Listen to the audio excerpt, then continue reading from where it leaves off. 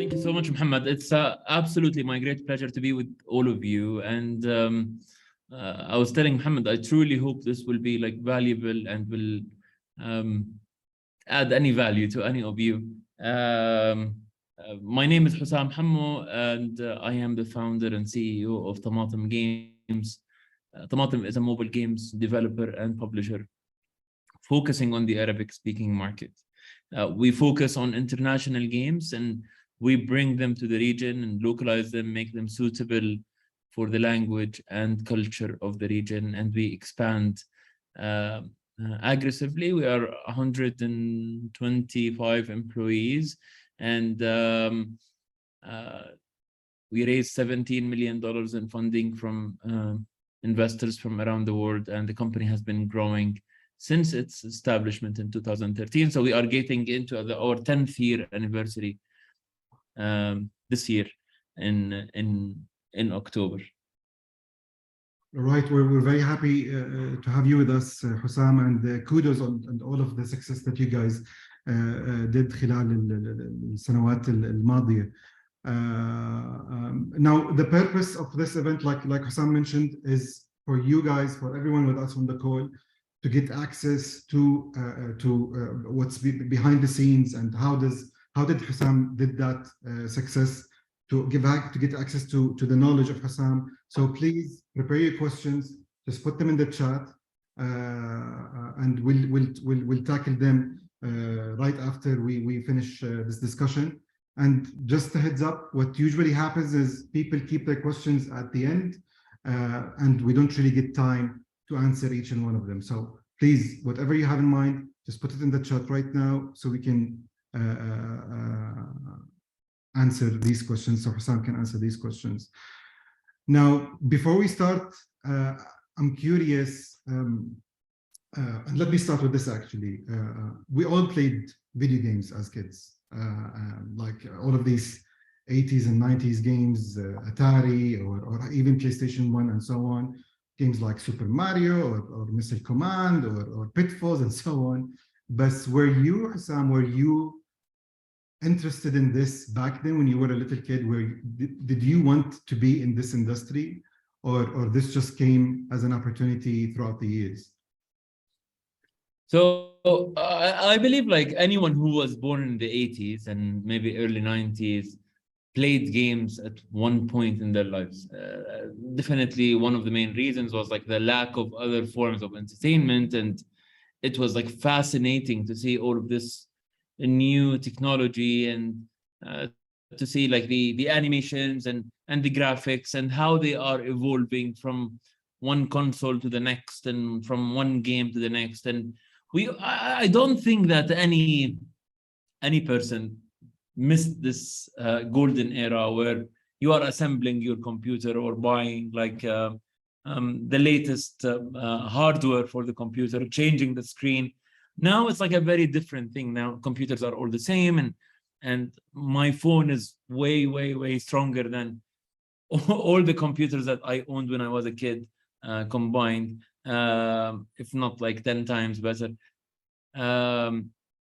I don't think that I've ever looked at being in this industry in specific, although I loved coding when I was a kid, because I had like this computer called Sakhr, an MSX computer, and the main reason behind that was my brother used to work at Sakhr between the years maybe 88 and 90 until the Gulf War, and he was an engineer. He was like a computer science major engineer, and used to come back home always with like this massive computer back home. And I was always fascinated and wanted to understand what this world is. And he bought me the Sakhr keypad. And with that comes like with like a guidebook teaching you how to write in BASIC. And I started exploring and like searching for how can I buy these books that have like snippets and codes. And sometimes like you will buy the book and it will have like a missing page, or like it's like a used book with someone like drew something on a crucial part of the code. For trying to figure out how can I play around and customize it and edit it. So it was definitely something for me that maybe I love coding, but I love computers more, and that evolved with me towards like graphic design and website designing and HTML and CSS and doing a project for the school and doing something a little bit bigger, trying to code something, and that definitely led me to studying computer science in Princess Sumaya University here in Jordan. So I was born and raised in Jordan and studied like in local schools, nothing fancy, and then went to Princess Sumaya University to study computer science. And in the university, I started learning more and more about coding. I got fascinated by coding, but at the same time, I was more of a also a graphic designer, a UI designer, trying to mix both worlds, and that led to the stage after university, I'd say. Amazing, amazing. It's amazing how the industry evolved throughout the years. Honestly. Absolutely. Yeah. So since this event is about fundraising in general, let's try to give some context to everyone about the journey of Hussam and Tamatem, and of course the team behind Tamatem. And please correct me here. You guys started in 2013 with, let's say, the pre-seed round was from 500. Then you did your seed, and then your Series A was led by Wanda Capital, if I'm not mistaken. Throughout, of course, other investors participated also. And although investors are slowing down for Series A and beyond throughout 2022 and 2023, you guys were able to close your most recent B round of 17 million, led by Krafton, the makers of PUBG, and with, I believe, participation of Venture Souk, 500 follow-on, Endeavor, and a lot of top investors. Oshi, kudos for that. Great accomplishment. Thank you. Or a milestone, I would say. This is the journey from 2013 until today. Am I right? Yes. Okay. Now, my question to you is, on your website, it says, game global, play local. I understand that the region has potential, of course, but when you are raising, most of the investors usually look for startups who can build locally and expand globally, or into global markets, let's say. What you did exactly the opposite. You brought global investors to build for local markets, which is, to me, I think it's fascinating, honestly. And how, in your opinion, how challenging or attractive maybe that was for investors? I think a lot of other startups like did the exact same thing as we did. So think about Kareem and how they localized Uber in the region. Of course, like Kareem goes beyond the Arabic market to Pakistan and India and other markets, but it was mainly going after the Arabic market. Look at like the old days of Maktub and how they copied Yahoo, and it was like exactly the same. Look at like so many other like successful models of like Souk and other companies. I believe that the Arabic market is big enough and has enough potential to create something that is mainly tailored for the region. And you know, this concept applies to so many different regions that are underserved, new, emerging, have like lack of fintech or like transportation or services in general, where you see a very successful concept working somewhere else and you bring it back. A lot of similar projects fail, and the main reason is that sometimes like the market is actually not big enough.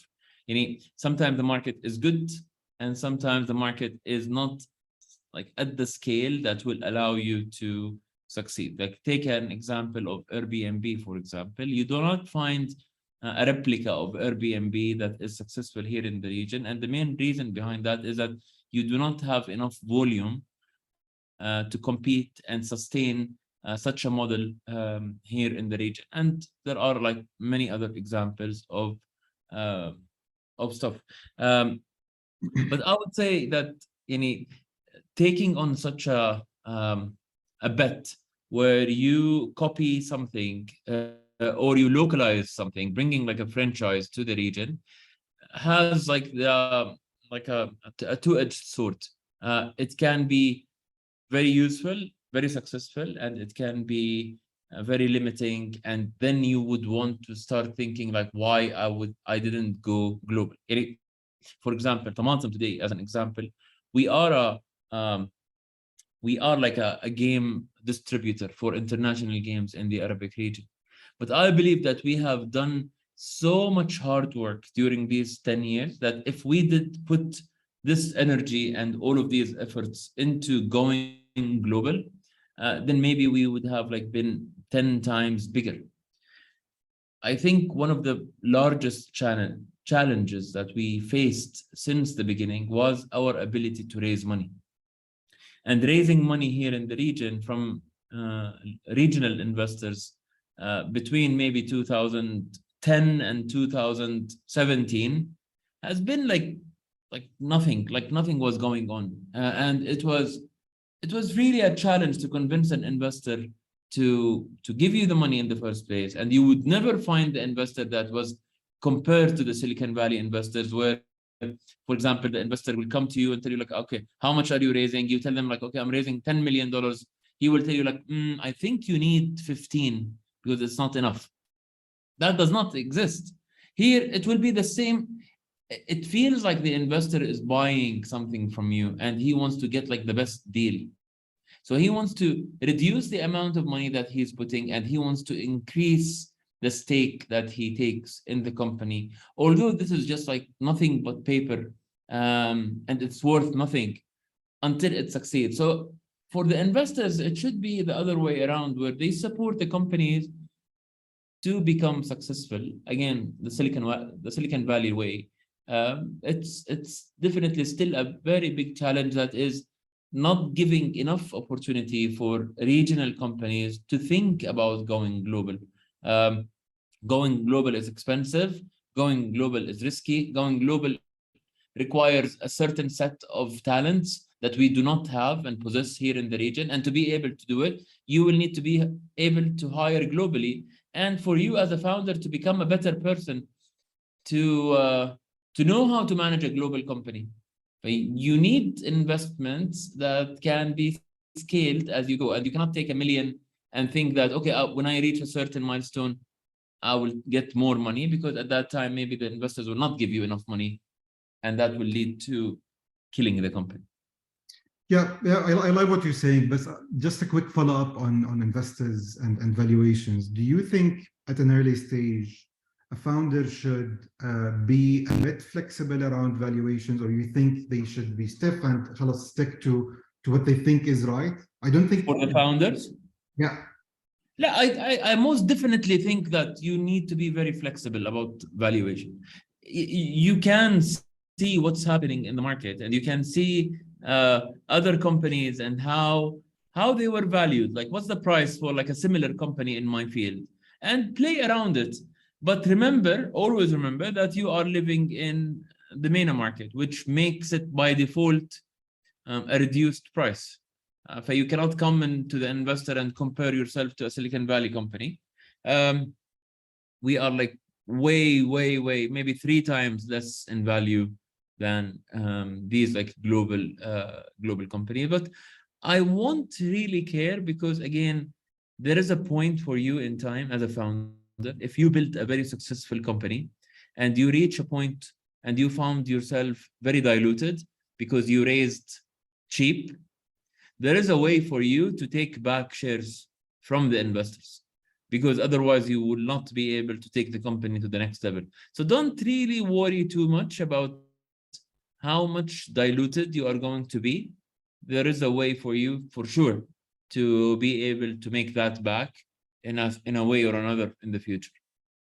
Great. I love that.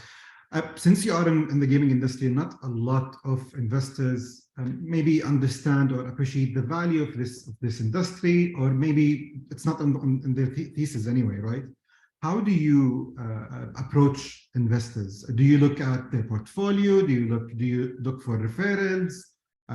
Just walk us through your process of reaching out to investors for your rounds. So I would say that the problem with gaming industry is it's a very niche industry, and it is really, really difficult to raise money for. So maybe we will not talk about gaming.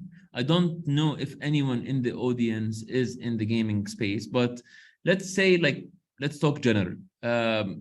When I started, I joined an accelerator program called 500 Startups. And my advice always to founders is to find an accelerator program to kick off with, because an accelerator gives you enough discipline and gives you enough focus to get to the next stage in your company's life. If you start it on your own, it will be much more challenging. I'm saying that because an accelerator will help connect you to the right investors, will put you in front of the right people, will allow you to hear crucial feedback that will give you enough power to fix things and then go again. And when I, for example, get introduced to someone who is joining an accelerator, my expectations are already like low in the sense of, I know that this person that is coming to me is asking me for advice and help, and not a complete company. And if they are doing something that is not 100% right, then I will like shut them off and like they are doomed. So investors will be more lenient with accelerator companies, and maybe like up to a year after finishing the accelerator. So you will go there and be vulnerable and give them exactly, ask for like a true advice without like trying to make everything like sound like amazing and growth. Like tell them the truth. And if they like you, then they will know that not only they are giving you money, but they are also helping in shaping the story of the startup. So like a starting point, going after an accelerator. The second point that I did was putting up a list of all the resources that are available. There is like a lot of websites today and a lot of Excel sheets that you can find on the internet for all the active funds in your region or globally.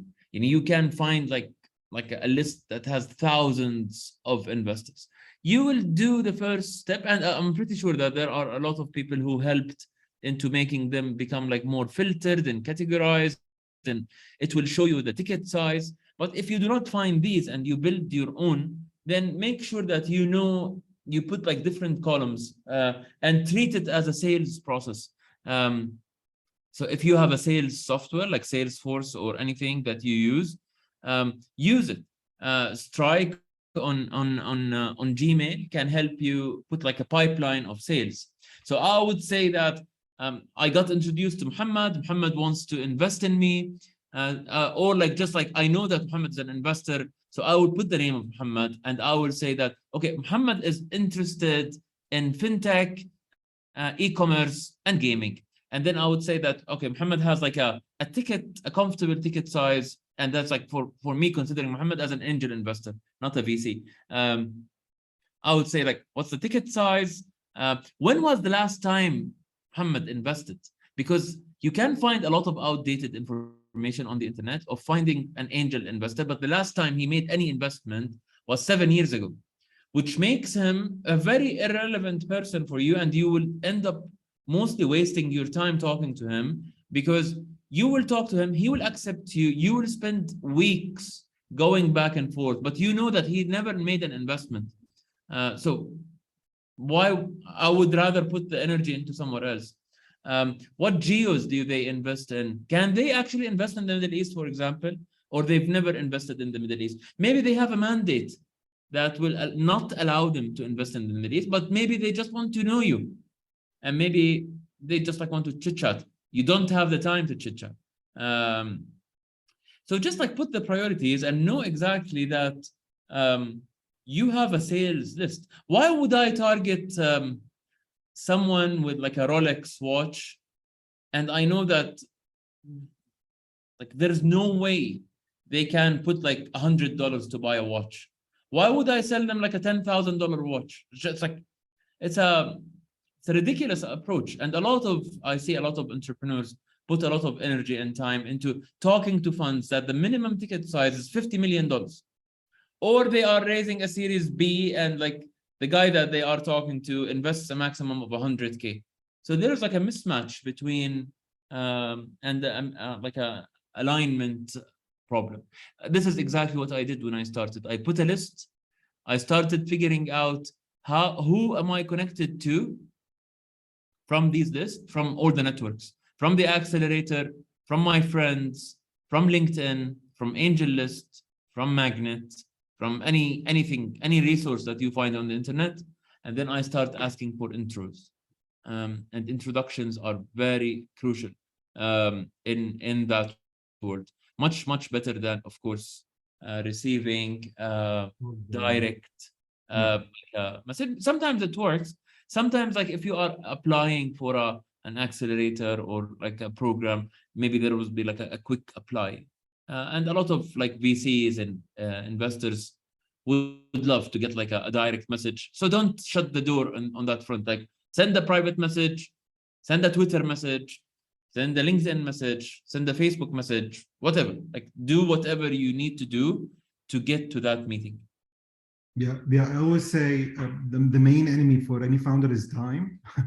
So try to reach those investors who you mentioned, who you think fits your criteria and vice versa, and get on the yes or no list as soon as possible, so you can know to take this further or not.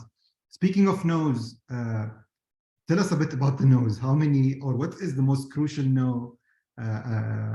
Because a lot of founders think that if they receive a no, it means that what they're building is so bad, doesn't have a future, they need to shut it down, and so on. I think you will be, I hear like hundreds of no's, hundreds. And at the beginning, it used to get to me and like make me feel bad, and again, feeling very down and frustrated. I cannot deny that like the entrepreneur carries so much passion and so much drive, and you feel that you just want to fly. And for anyone who comes to you trying to shut you down or like try to pull you down, you feel bad. I cannot deny it. Maybe until today. But I think you will need to not be very emotional and take it like very personal to heart. I would say that I will do my best to absorb the feedback, take it, and try to see it from their perspective. Like maybe they are saying something that is absolutely correct, and because I'm just driven by my passion and by my drive, I'm blind to the truth. For example, if an investor comes and tell you like the business that you are in has like very, very, very low margins, and even if you get like, if you sell like 1 million units of the product, you would still make like $1,000 in profit. This is a terrible business that you are at, like for sure, like because there is no way for you to make it. Like how, like what do you need to sell like $1 billion to make like some money? So I wouldn't look at this as like a no.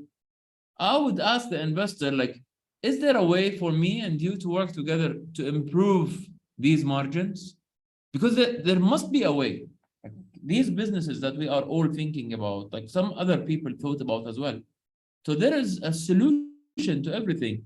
If you want to give me a no, don't like give me a no and then like never talk to me again. Let's keep the conversation going. Don't invest in me, that's fine. But I've made a friend, and most probably this investor have seen so many other companies more than you did, and they have insights. So they will tell you like tweak this, change this, but maybe this entire business idea just doesn't work.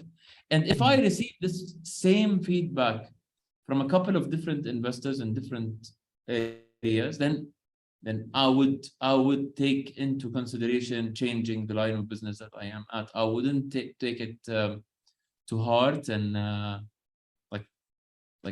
feel devastated about it. Amazing. I love the mindset. And I think it's crucial for any founder at any stage, actually, in the lifetime of the company, to have that kind of mindset. I don't take no for an answer. There is always a way. Quoting you, I love that. When you reach out, and again, we're talking about very, very early stage. When you reach out to those investors, you did your homework. You know that Hussam is interested in gaming or in B2B SaaS or whatever.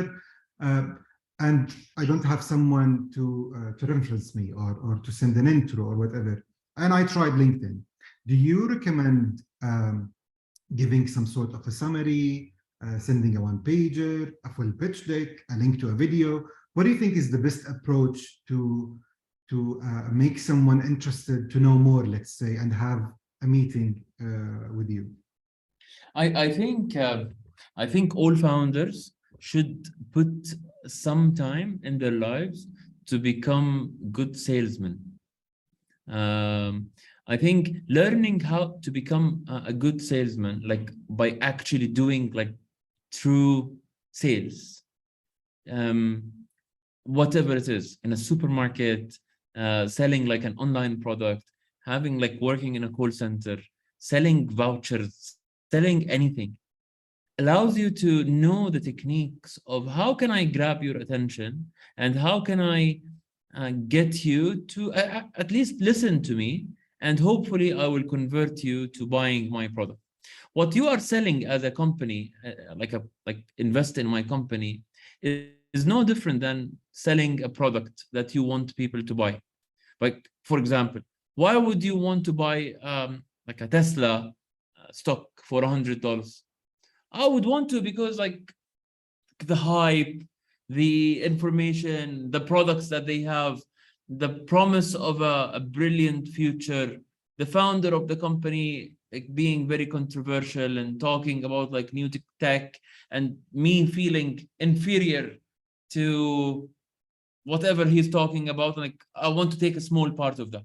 And the same applies to everything else. Like the ability for me to actually make some money out of this investment is what drives most investors. Can your product that you are selling to me, if I give you $1 today, do you think that your product will be worth $3, $4, $5 in a couple of years? This is like the strategy of sales that you will need to be talking to people. Getting an introduction is easy as long as you have practiced networking, building relationships, shaking hands, attending conferences, attending events. So I would say like before trying to fundraise, spend time into like going places and attending events, and wherever a meetup is, go see people, and see what like just build a network, like collect business cards, let people remember your face. If I receive a message on LinkedIn telling me like, hey, I am someone that you've never met in your life, and can you please introduce me to one of your investors, there is a 99.9% chance I will ignore the message for multiple reasons. One of them is I don't know you. And the second thing is that you want me to put my reputation with one of my investors, telling them that, okay, listen, talk to this guy, and then they will talk to you, and maybe you will be horrible. I don't know you. So, but for example, if I've met you in a conference or an event, or we had a call, or I've seen you somewhere, and we have like a couple of minutes like conversation, and you tell me like, Hussam, I do 1, 2, 3, 4, and I will tell you like, wow, this is an amazing idea, I love it. And then you tell me like, is there a chance that I can send you a one-pager, a pitch deck, and you can introduce me to a specific investor of yours? Like, why not? Of course, I would love to. Amazing. And I understand that due diligence is key for any investor, whether an angel or a big VC to invest or to make the transaction. But what's your take on founders doing their due diligence on investors before they? I mean, we talked about the outreach. Now this investor is interested in me, sent me a term sheet. Do you think I should just sign because there's money on the line, or I need to do my own due diligence on that specific investor? I think doing your due diligence on the investor is absolutely crucial, of course. But it depends on the investor. Like, for example, there are investors that you've never heard of. That, of course, you should. But there are investors that are well-known, invested a lot, invested in similar companies. Until you reach a point where these investments become like real, or then start asking questions. Ask other entrepreneurs about like, how was their experience? Did they like face any problems with them? Again, very similar to a sales process. If you also want to buy something, if you want to buy a TV, you won't go ask around about like a very specific brand until you are like in between 2 or 3 different brands, or 3 different sizes. When you reach that point, you will start doing like a proper, deeper due diligence. Don't waste a lot of time making a research, and most probably this investment will not work. You wasted your time for nothing. And how do you leverage your position, I would say, in terms of negotiation, to have better terms with an investor?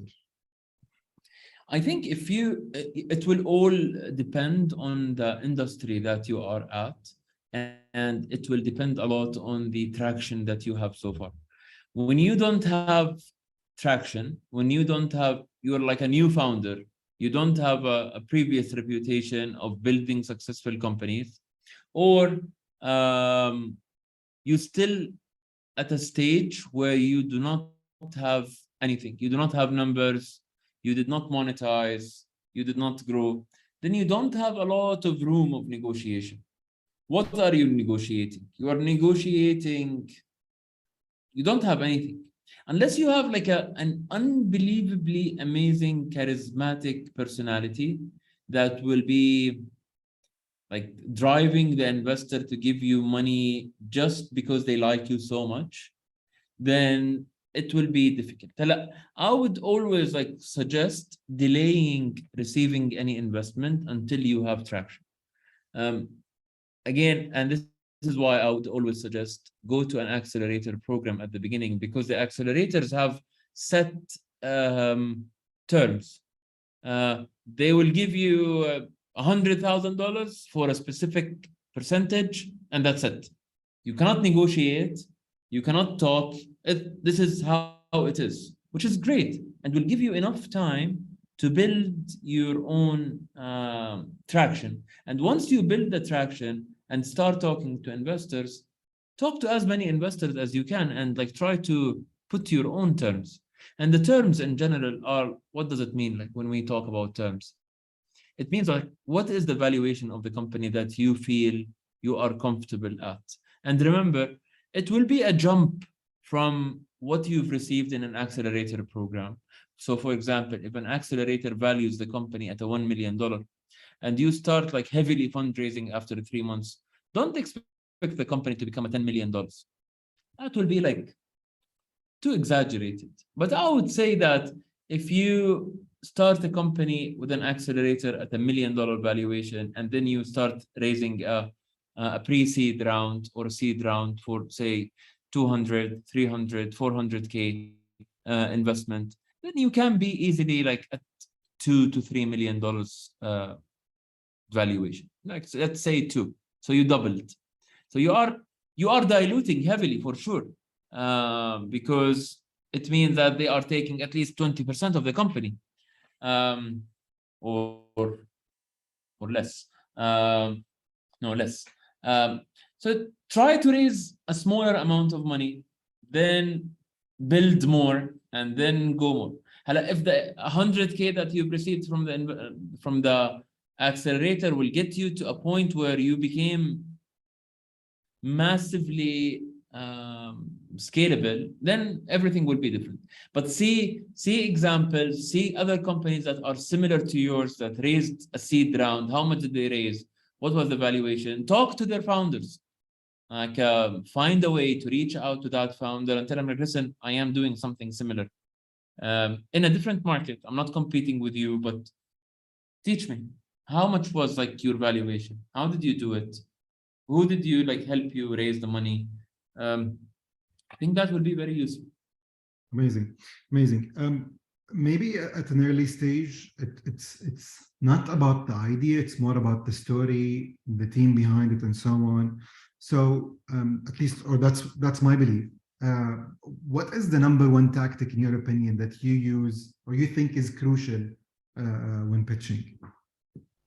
What do you mean? Like when pitching to investors? When pitching to investors, yeah. What do you think that the most important factor to focus on while you are pitching to these investors? I think if you have traction, start with traction. If you have revenue, start with revenue. If you have like 3 to 4, 5, 6 months of growth, start with that.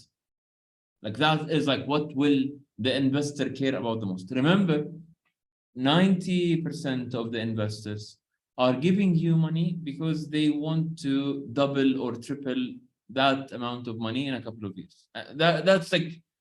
That's the reason why they are giving you money. They are not giving you money. Yeah, it's anything else is just like an extra. Impact is an extra. Support is an extra. But like the main purpose is to make money. So if your startup can really promise me that it will make me money, tell me that. Like, don't tell me anything else. Then start with the problem, start with the solution that you are trying to provide. Talk to me about the team. I'm talking about early stage companies for sure. The team is crucial because I want to know that because you have this amazing team, my $100,000 will become $1 million with you. I will trust you with that amount of money, and I hope that you will be able to turn it around for me. Of course, you will need to practice speaking, pitching. You cannot be very nervous. You cannot be not answering tough questions. You cannot be shy. You cannot be rude. You cannot. All of these like general practices of public speaking, you need to learn them again by taking a sales. I wish I have a sales course program. I would have sold it. But a sales course is very, very useful. Okay, so I talked to this investor. I did my due diligence. They did the due diligence. They sent me a term sheet. I like it. We like it. We shake hands, and and we move on. Is it important for me as a founder to keep updating this investor, and why? Depends. If the investor asks you specifically that please keep me in the loop, I want to talk to you in a couple of months, then update. You will, after maybe 10 investor pitches, you will start seeing who is truly interested and who was just like being nice to me and like just like telling me to yeah, just like let's keep talking. But I know for a fact that he's not interested. You will start to tell. You will not know how to do that from the first time, but if the investor is truly interested, but he's skeptical about a metric, there is something in your model that did not make a lot of sense to them, and they want you to validate that their fear is wrong. So tell me, like, I know that like retention is not good. ROI is not good, but you promise them that no, trust me, I will make this become very, very much better. Then okay, I will update you on a monthly basis. If the improvement is happening on a weekly basis, I will update you. I will send you a quarterly update, whatever, until I convert you. I will keep at this sales until I close it. Okay. And Currently at Tamatem, where you guys are at, if you want to move forward, fast forward to where you guys are at right now, what are the three, say, the three main focus areas to you, Hussam, that you zoom in on? And these three areas are taking most of your time, let me say. Are we talking growth? Are we talking As a founder and CEO, Yeah. I would say that strategy takes maybe 70% of my time. Although you set the strategy at the beginning of the year and you should like sail with it. But the problem is that this industry and a lot of the industries that we are in are like shifting very quickly. So you read an article and then you start thinking like the strategy that I put at the beginning of the year maybe needs some amendment. So you start thinking, researching, looking at alternatives, reading, thinking, talking to the team, hearing opinions. That takes like a majority of my time. Fundraising is part of the strategy, because if you want to fundraise, then you need to build the story towards fundraising. The story is crucial, and by saying what a story is I want to raise money because I want to do 1, 2, 3, and I can achieve it by doing 1, 2, 3, and by a certain date, I will be able to demonstrate that what I've promised I was able to achieve, so I can raise more. So you will start thinking about like you will go to the cycle all back again. Who will be the investors? Who should we talk to? Who is the lead investor? Who will be the one who will convince the other investors to join the round? You keep asking yourself these questions on a daily basis, and that takes, and the rest is operations. You are still involved in the operations. You are still wanting to know what exactly is happening. How much are we making? How much are we spending? Is there anything that we can do to optimize? And I would say like one major thing for all founders is you are like the energy booster in the company. You are like the one who is, everyone in the company is reliant on. So you will need to have a surplus of energy that you bring back with you from home every day to the office. And by the end of the day, you are drained because you gave everyone all of your energy. And then when you are driving back home, like with each kilometer that you are going back home, you are charging again. So you go to the house and then you are charging everyone in the house again because Yeah. it's your responsibility. Then you sleep and then you start again all over again. Repeat. Okay. On repeat. Shifting gears, actually on that, it is an emotional roller coaster. It's a tough journey. One of, I think, the hardest routes for anyone is to be an entrepreneur. Honestly, it's not easy. And you always need to surround yourself with the right people. I'm talking about co-founders, team members, family members, friends, etc. How do you think? Do you think this kind of support is important for you to keep moving on? Yeah, moving on is definitely very important. You will need to learn how to manage your energy levels. You will need to know how not to, again, because so many people depend on you. You do not, when you have a big operation and you have like a bigger company, you have no idea how your reactions affect everyone around you. If you come to the office in the morning and you are distracted or feeling sad or grumpy, like it will affect everyone. You have no idea. I've never thought about how powerful you are in that sense. Although you think like you're just like another someone like within the team, you don't have any magical superpowers, but you do. Everyone looks up to you, and everyone depends on how do you react, how do you talk. If you, they will sense it. They are like sensors they have that will be it. So I think knowing how to charge your energy and knowing how to be smart about how you talk and move is very crucial. I love that. This is my final question, and we'll leave 5 minutes to the questions from the audience. But tell us what's next for Tamatem. What do you guys have for us in the pipeline? So we just launched this year a new platform called Tamatem Plus, and this Tamatem Plus is a platform that allow players to charge their accounts in any game using any local payment method. We found that 75% of all Arabs, for example, are underbanked or unbanked. Look at the Iraqi market, for example, 98% of the population don't own a credit card. A majority of the people don't have a bank account. Look at like countries like Egypt, North Africa, like the entire Levant. We're seeing a lot of problems, even with like a sophisticated ecosystem like the Saudi ecosystem.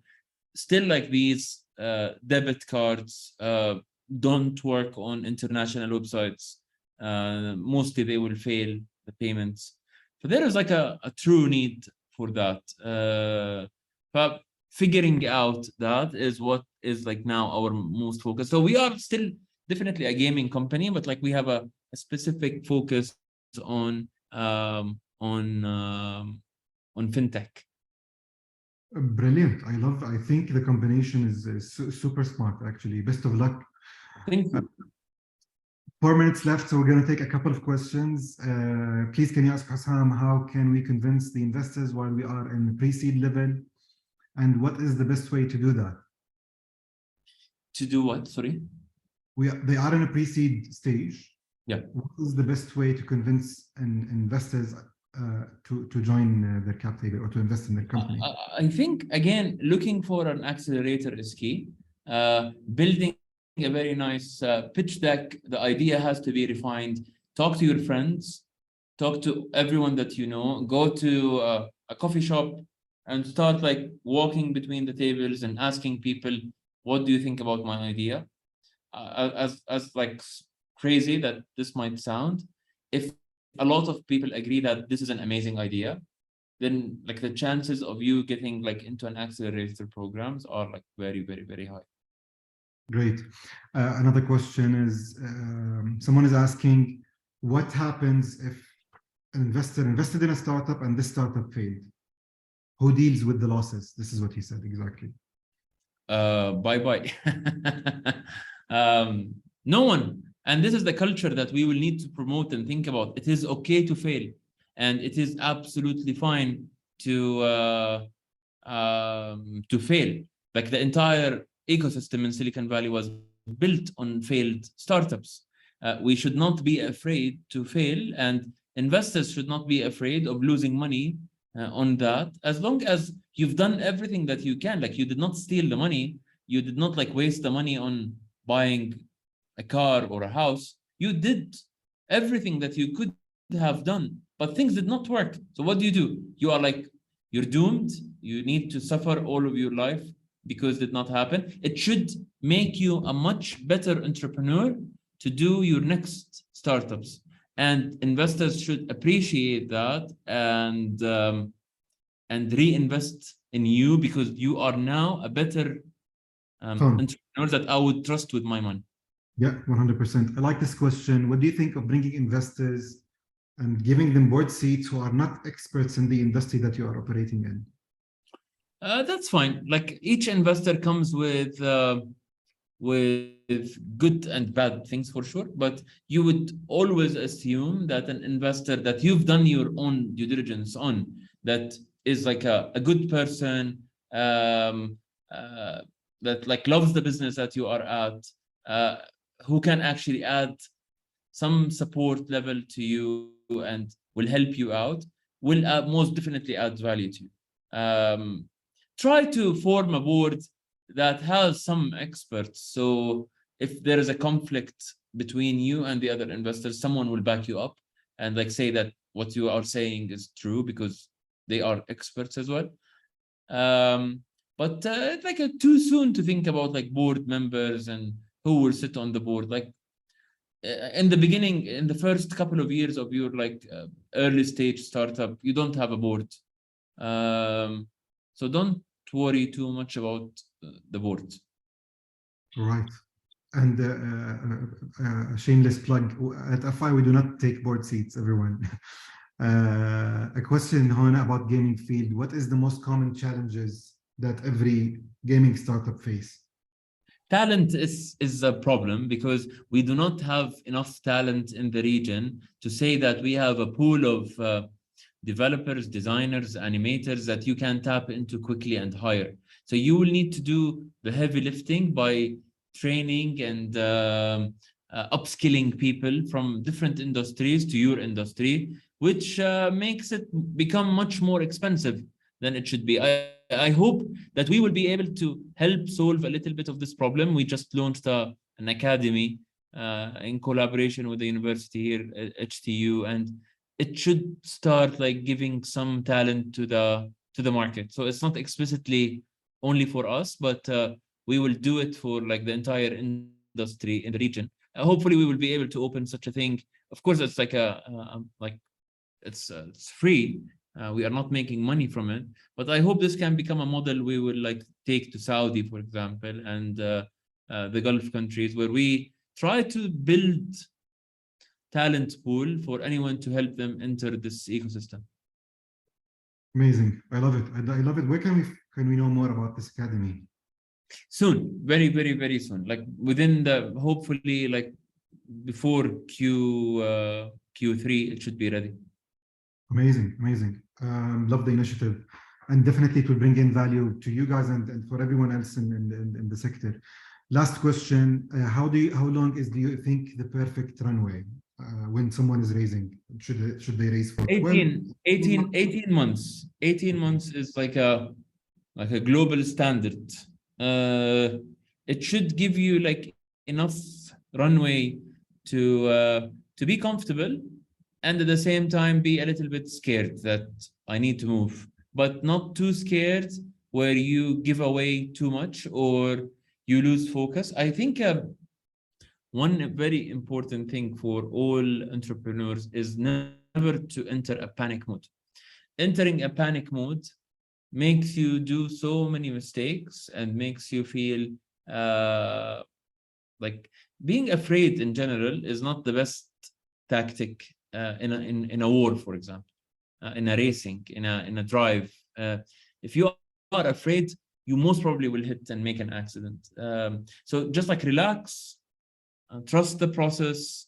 Things will take time, but it will just like work out fine.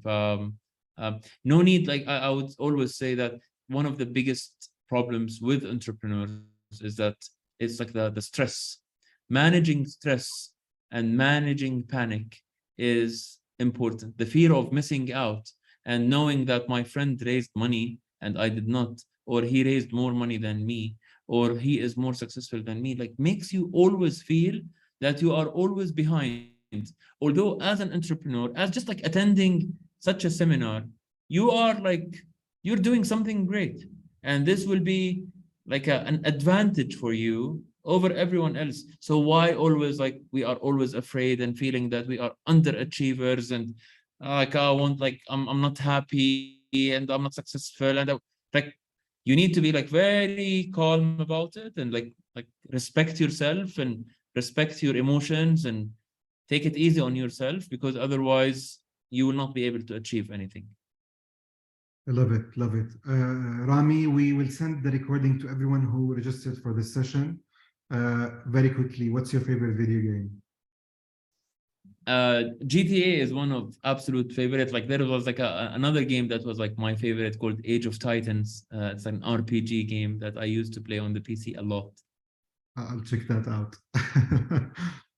All right. Thank you so much, Hussam, for joining us. This was amazing, super fun. I believe tons of people enjoyed also. We couldn't take all of your questions, everyone. Please join next events. We sent the link in the chat. And again, thank you, Hussam. I truly enjoyed this. Thank you, everyone. I truly hope that this was useful, and best of luck to everyone.